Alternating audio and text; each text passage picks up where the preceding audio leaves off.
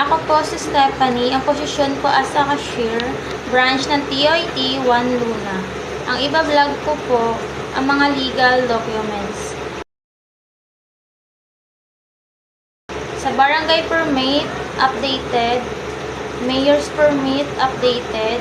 Certificate of registration, updated. Sa DTI naman po, updated. Business plate, updated. Acts to receive, updated. Sa forms naman, ang sa journal namin, no stamp, bali yung nagamit namin last month, series pages ng sales invoice and order, series ng service invoice and order, series ng work order in order, series ng order slip in order, series ng SOF in order. Sa receipt, service invoice na nagamit namin last month, 2, 4 yung inventory, good for this month.